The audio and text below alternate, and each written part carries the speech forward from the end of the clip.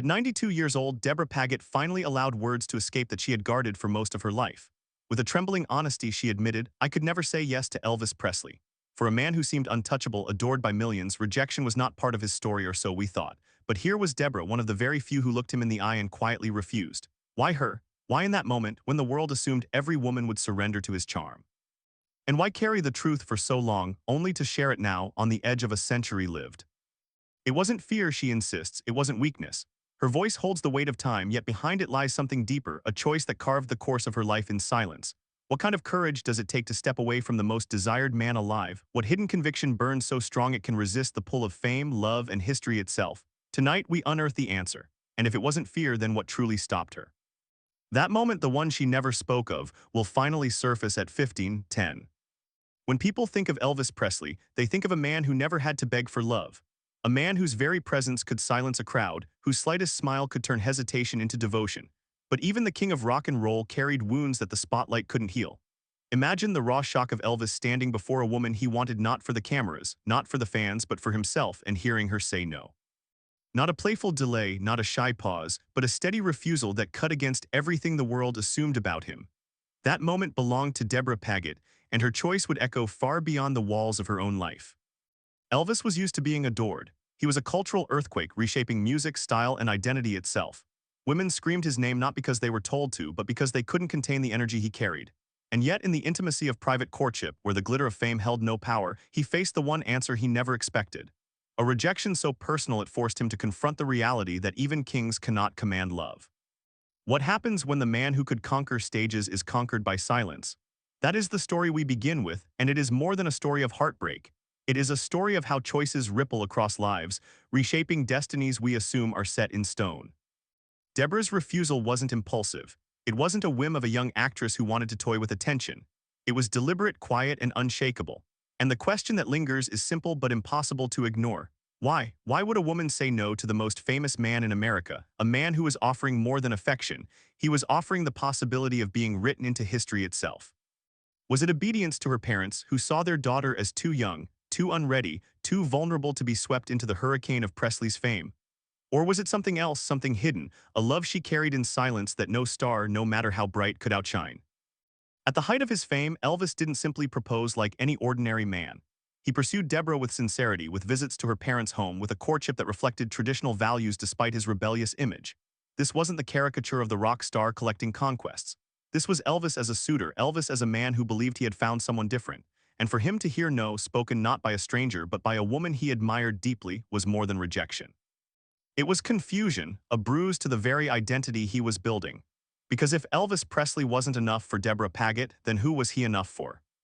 This is where the silence begins to thicken, because Debra didn't step forward to explain. She didn't run to the press, didn't write a tell-all, didn't try to defend her choice. She let the rejection stand as if saying no was explanation enough. But to the outside world, her silence became an invitation to speculate. Was she already in love with someone else? Was her family holding the strings, pulling her away from the fire they feared would consume her? Or did she see something in Elvis that even he couldn't see about himself? That his path was too tied to the crowd, too chained to destiny, to ever truly belong to one person? The more you peel back the layers, the more the refusal stops looking like a simple no and starts looking like a crossroads. For Debra, it was a chance to claim an identity apart from the tidal wave of Presley's fame. For Elvis, it was a reminder that not every heart could be won with charisma, music, and devotion.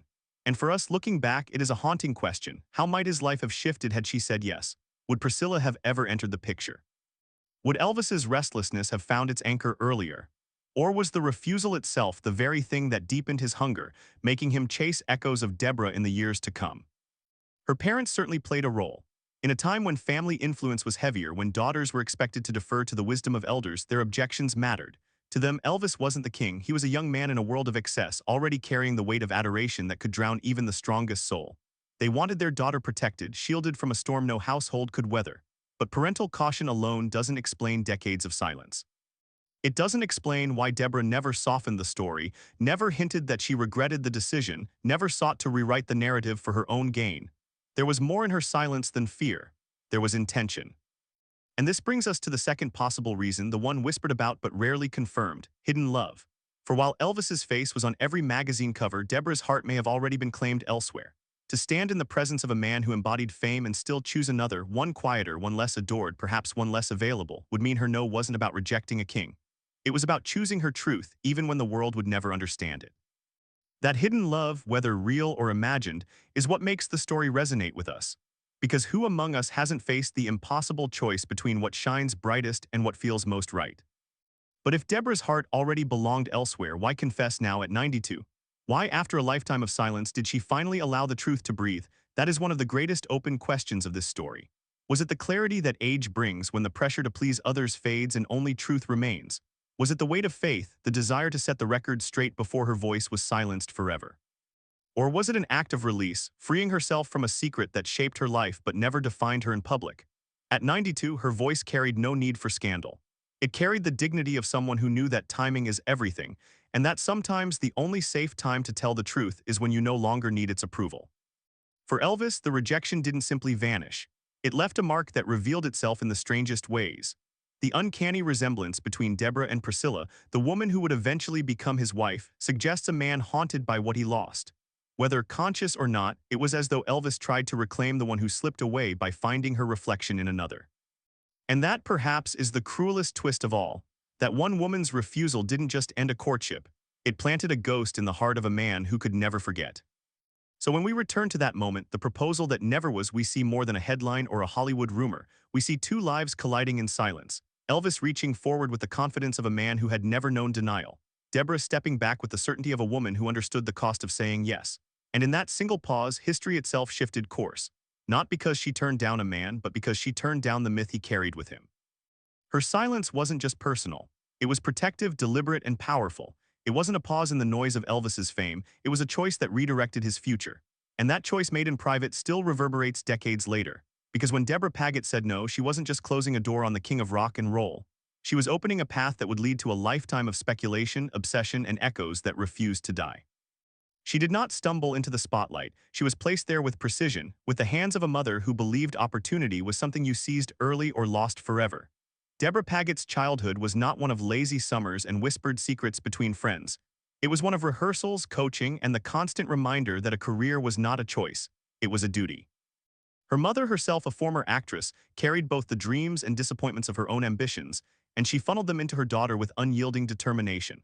While other children worried about report cards, Debra was memorizing lines and being measured for costumes. At 14, when most girls are navigating high school hallways, she signed a contract with 20th Century Fox. That single signature pulled her out of childhood and into an industry that devoured innocence as currency. The studio system of the 1940s and 50s did not nurture, it commanded. When executives looked at Debra, they didn't see a teenager with fragile dreams, they saw market potential. They saw an exotic beauty they could mold into whatever role the moment required. That word exotic was both a crown and a cage. It opened doors to big productions but closed the door on her own voice, forcing her to embody characters that carried more fantasy than truth. One day she was a native maiden paired with a man nearly 3 times her age, the next a damsel meant to be admired and rescued rather than understood. The audience consumed the romance and spectacle. But behind the close-ups, a teenager was learning to smile while carrying the discomfort of performing desire she had not yet lived. This contrast became the defining tension of her early years. On screen she was innocence placed next to danger, purity brushed against scandal. Off-screen she was still a young woman trying to define where her own boundaries ended and the studio's expectations began. The pressure to deliver was disguised as praise. Critics called her luminous, mysterious, captivating. But she knew what those words meant in practice: longer hours, tighter contracts, fewer choices. To be praised for maturity at 14 is to be fast-tracked into situations meant for someone twice your age. And Debra felt that acceleration keenly. If you have ever been celebrated for making difficult things look easy, you know the exhaustion she carried. Each polished performance came at the cost of silence elsewhere. Each yes to a role was a quiet no to parts of herself that longed for something deeper. But this was Hollywood's arithmetic, and she learned it young. Compliance kept her employed, but compliance also became the very rope that tethered her freedom. And when your career begins with other people scripting your image, it becomes harder to tell where the character ends and the person begins. Her mother's strictness only complicated the balance. To the outside world, it looked like protection. Debra always had someone watching over her. But inside, it could feel like confinement. The mother who fought for her daughter's career also measured her daughter's decisions with relentless control. There was little room for rebellion, little space to simply be a girl with doubts, because the machinery of ambition was always turning. Between a studio demanding visibility and a mother demanding perfection, Debra was left to find scraps of autonomy where she could. That autonomy often looked like poise, but poise was only the armor she wore to keep her spirit intact. This is why debates about her destiny become so charged. Believer voices argue that Debra was Hollywood's jewel, polished for greatness, destined to share the screen with legends like Elvis Presley. To them, her story reads like a straight line toward inevitability. But skeptics look at the same facts and see a pawn in the studio system, a girl steered from contract to contract, her choices narrowed before she could even articulate them. The truth is more complicated. She was both brilliant enough to shine on her own and yet maneuvered by forces larger than herself. Destiny, as the public framed it, was often nothing more than design dressed in glamour. It was within this environment that Howard Hughes entered her life.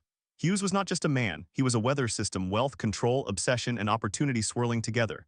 To the public, he was the eccentric billionaire whose power touched every corner of aviation and film. To a young actress in an unforgiving industry, his attention could feel like salvation. He offered protection in a town where predators hid behind contracts. He offered influence in a business where one phone call could erase or create opportunity. But protection that arrives with conditions is not protection, it is possession. Debra, still barely out of her teens, became a fascination for Hughes. He showered her with gifts, with promises, with the kind of attention that confuses gratitude with dependence. For a girl conditioned to equate approval with survival, his presence must have felt like both blessing and trap. Did she see him as a mentor, a benefactor, even as a suitor? Or did she simply recognize that in Hollywood, alignment with powerful men could keep doors open that might otherwise close forever? Whatever the balance, Hughes's orbit shaped the possibilities around her. Studios bent when he leaned, and careers adjusted when he interfered. And here lies the hidden current running beneath her later refusal of Elvis. Because when Elvis Presley, the most electrifying cultural force of his era, entered Debra's world with sincerity and courtship, he was not stepping into an empty stage. He was stepping into a life already entangled in obligations, parental expectations, and the shadow of Hughes's influence. Elvis offered tradition, love, and a chance at something real. But Hughes offered pressure, protection, and a silent claim over her choices. And in the collision between affection and allegiance, affection rarely wins. For Debra, each decision had to be weighed not only against her own desires, but against the ripple effects in a town where rumors had consequences and power was always watching.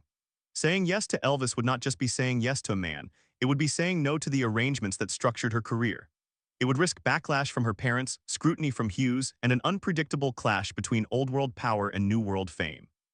Saying no to Elvis, however painful, may have been the only way to keep balance in a world already tilting under the weight of other people's control. This is why the refusal makes sense when you view it not as a single moment, but as the culmination of years of conditioning. From a mother's stern hand to a studio's endless scripts to a billionaire's hovering influence, Debra's path was crowded long before Elvis arrived. The public saw a fairytale love story waiting to be written. Debra saw a chessboard already set, with pieces she could not move without consequence. She may have longed for freedom, but freedom negotiated in the presence of such power often comes at a devastating price. And so when Elvis asked and the world assumed the answer was inevitable, Debra's no was not an act of coldness. It was the most calculated, protective yes she could give herself. Yes to her survival, yes to her own boundaries, yes to the version of herself that refused to be inventory in the lives of others. The studio might not have understood it, the fans certainly didn't, but Debra knew. And that knowledge, sharpened by the pressures of her upbringing and the shadows of Hughes, gave her the strength to deliver the one word Elvis never expected to hear. And this hidden bond, this quiet entanglement that ran beneath the surface, may explain why Elvis's proposal never stood a chance. Elvis Presley was not a man who approached love casually. For all the chaos of his concerts, the screaming crowds, and the tidal wave of attention that followed him everywhere, when it came to Debra Paget, he pursued her in a way that was almost old-fashioned. He visited her parents' home, sitting in their living room like a respectful suitor rather than the untouchable star he was to the rest of the world. He made it clear he wasn't looking for another fleeting romance. He wanted commitment. He wanted marriage, he wanted Debra. For a man who could have chosen from thousands, that kind of focus was rare, and it caught everyone, including Debra, off guard. But what no one expected was her answer. With the eyes of her parents watching and the weight of her own heart pressing down, Debra said no. And in that refusal, the story shifted from a fairy tale into something more haunting. The rejection wasn't dramatic. It wasn't the kind of scene you'd find written into a Hollywood script. There were no raised voices, no declarations that would later be quoted in magazines. It was quieter, steadier, and for that very reason, even more devastating. Elvis offered, Debra declined, and the silence left behind told a story louder than any headline could, because this was not a woman overwhelmed by fame or blinded by glamour. This was a woman standing her ground against a force the entire world assumed was irresistible. To reject Elvis Presley at the peak of his power was not just a personal choice. It was an act of defiance against the narrative that every woman would say yes to him. But the reasons behind that refusal are where the heart of this story lives. Proof exists, and it is hard to ignore. Debra herself admitted that Elvis did in fact propose to her. She confirmed it not as rumor, not as speculation, but as her lived experience. That alone is enough to silence the skeptics who claim the story was nothing more than gossip magnified over decades. Her own words are the first proof. Elvis asked and she refused. Proof number two is less direct but just as powerful. In the years that followed, Elvis seemed to chase a shadow he could never quite catch. He became fixated on women who looked uncannily like Debra, the same dark hair, the same delicate features, the same aura of innocence mixed with mystery. It was as if the rejection had branded him, leaving him searching for an echo of the woman who had slipped through his fingers. The most striking example of this came with Priscilla. Their resemblance wasn't subtle. It was haunting, and when Elvis eventually married her, it was hard not to see Debra's ghost in the background. Yet there is always pushback when myths begin to form. Skeptics argue that Debra exaggerated later in life, that her confession at 92 was a way to reclaim relevance, to reinsert herself into a story that had outlived her own fame. They question the timing, the absence of public confirmation during the height of Elvis's career, and they point to the way memories can shift over decades. But skepticism itself often reveals as much as it denies. Why, after all, would a woman who had stepped away from Hollywood, who had embraced faith and a quieter life, invent such a confession so late in the game? She had nothing to gain from controversy. She was not selling books, not chasing headlines, not trying to ignite scandal. Her life was already complete, her story already written, which makes the timing of her confession carry even more weight. The psychology behind the refusal is perhaps the most telling part of the tale. Elvis was not simply turned down. He was forced to confront a kind of rejection he had never known, the idea that his fame, his charm, and his sheer presence were not enough to command love. For a man who built his career on being desired, that was more than a bruise to the ego. It was a fracture in the narrative of who he believed he was. That fracture didn't heal. Instead, it transformed into obsession. And when you look at the women who entered his life after Debra, you see a pattern, an almost desperate attempt to recreate the image of the one woman who had denied him. This is where Priscilla's role becomes so loaded. Fans couldn't help but notice that she looked eerily like Debra, almost as if Elvis was trying to mold her into the reflection of the woman he couldn't have. It was no longer just about companionship. It was about chasing the echo of the rejection that haunted him. What makes this so powerful is that Elvis didn't just lose a woman, he lost the idea of the one who got away. That idea burrowed into his identity and followed him for the rest of his life. In psychology, we talk about unfinished stories, the ones that loop in your mind because they never found resolution. For Elvis, Debra was that unfinished story. Her no was not a closed door, it was a wound left open, forcing him to seek closure in places it could never be found. Every woman who resembled her was another attempt to rewrite the past, another chance to undo the one rejection he couldn't forget. And each attempt only reinforced the truth, that no matter how hard he tried, the story with Debra would never be rewritten. For Debra, the fallout looked different. While Elvis carried the wound publicly, transforming it into choices everyone could analyze, she carried the silence. She did not flaunt the rejection, did not use it to boost her name. She let the myth grow without her intervention. And in that silence, the intrigue only deepened. People speculated, gossiped, wondered, and projected their own theories onto her refusal. But Debra herself stayed quiet until decades later when she finally spoke. Which raises the question, why hold this secret for so long? Why carry the weight of such a story for nearly an entire lifetime, only to reveal it at 92? Was it protection for herself or for Elvis? Was it fear of being misunderstood? Or was it simply the wisdom of knowing that some truths are too explosive to release while the people at their center are still alive? And that is where the tension sharpens, because Debra's confession at 92 wasn't just a piece of gossip finally confirmed. It was the closing of a chapter that had remained open for more than half a century. For Elvis, the rejection shaped the path of his relationships, his obsessions, his search for something he could never fully hold.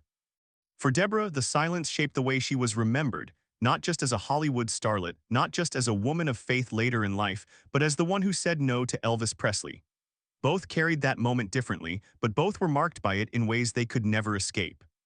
And so we return to the haunting question, the one that lingers at the edge of this story like a whisper you can't unhear. Why would Debra hold this secret for decades, only to reveal it at 92? When a woman waits until her 90s to tell the truth, the world leans in. At 92, Debra Paget no longer had anything to gain from scandal, no career to salvage, no spotlight to chase. What she did have was time to reflect on the choices that shaped her life, time to measure the weight of silence, and time to ask herself whether carrying a secret was worth more than finally setting the record straight. By then, fame had long since shifted to new generations, and Elvis had been gone for decades. And yet her confession still struck like lightning, because some stories only grow heavier with age.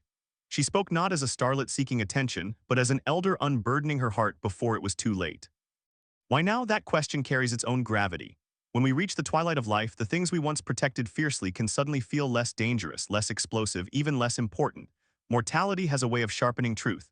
Age strips away the performances we give for approval and leaves behind only the essentials: faith, memory, and the desire for closure. Debra had built an entire second life away from Hollywood, rooted in spirituality and personal growth. That life valued honesty, confession, and reconciliation. And so, in her 90s, she chose to reveal what silence had once concealed, not because the world demanded it, but because her soul did. Her words were simple, but their impact was enormous. She admitted that she turned down Elvis not because she didn't admire him, not because she doubted his sincerity, but because her parents had forbidden it and she obeyed. In a world that celebrates rebellion and independence, that explanation almost feels quaint. But in the context of her time and under the strict influence of her mother, it was the only option she could imagine. Obedience was expected, especially from a daughter raised in a family where control and image meant everything. Saying no to Elvis wasn't just her decision, it was her parents' decision carried on her lips. And yet obedience was only half the story, because Debra also carried another truth, one that complicates the neat narrative of parental control. She admitted that her heart was already given elsewhere, to Howard Hughes, the eccentric billionaire who held sway over her career and in many ways her personal freedom. The bond was complicated, fraught with power and dependency, but it was real enough to make Elvis's proposal impossible. How could she pledge herself to a man, no matter how magnetic, when another shadow already claimed her loyalty? Her rejection of Elvis, then, wasn't only about parental authority or fear of fame. It was also about divided devotion, about the impossibility of giving herself to someone new when her emotions were still entangled with someone else. This is where the story takes on the shape of tragedy, because when we step back, we see how one choice redirected two lives. Debra, by saying no, carved a path that led her away from the mythology of being Elvis's great love and into a quieter life defined by personal faith and a different kind of legacy. For Elvis, however, that no created a wound that never quite closed. He sought out women who resembled her, most famously Priscilla, as if he were chasing the echo of what he had lost. His loneliness, his restlessness, his struggle to reconcile love with fame, all of it was colored by the ghost of Debra's refusal. One moment, one word had ripple effects that touched decades. And so we are left with the question, was Debra's choice an act of strength or of fear? Strength, because she resisted the tidal wave of expectation and stayed loyal to her own boundaries, however imperfectly defined. Fear, because she obeyed the pressures around her and walked away from what might have been the only man who truly loved her beyond the performance of stardom. Both interpretations are possible, and perhaps both are true. That's the nature of decisions made under pressure. They rarely come from a single place. They come from the collision of duty, emotion, and survival. Think of the irony.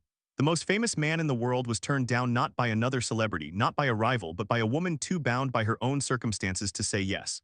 And decades later, when she finally spoke, her voice carried none of the glamour of Hollywood, none of the sparkle of red carpets. Instead, it carried the wisdom of someone who understood what her decision had cost, both for herself and for the man she refused. Sometimes what we walk away from becomes just as defining as what we embrace.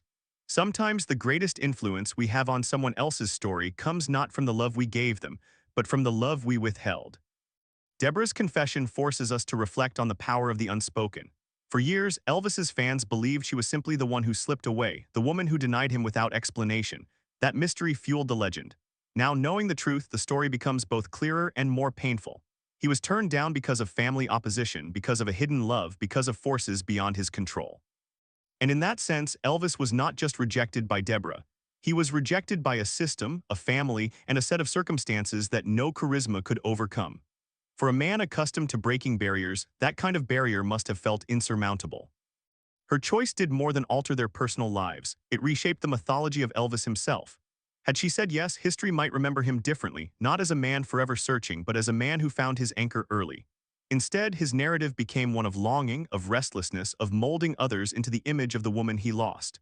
That is why Debra's confession resonates even now. It reminds us that behind the headlines and the music and the cultural phenomenon, Elvis Presley was still a man.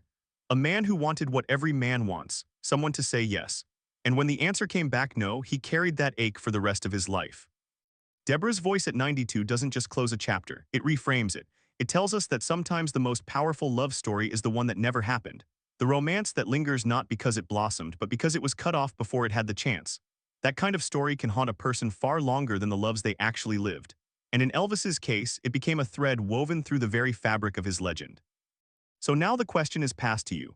Was Debra's refusal an act of strength, protecting herself from a storm too fierce to survive? Or was it fear, a choice that denied both of them the chance at a love that might have changed everything? Did she save herself or cost Elvis his only true chance at love? Comment S for strength or F for fear and share your reason. Because sometimes the answer says as much about us as it does about them.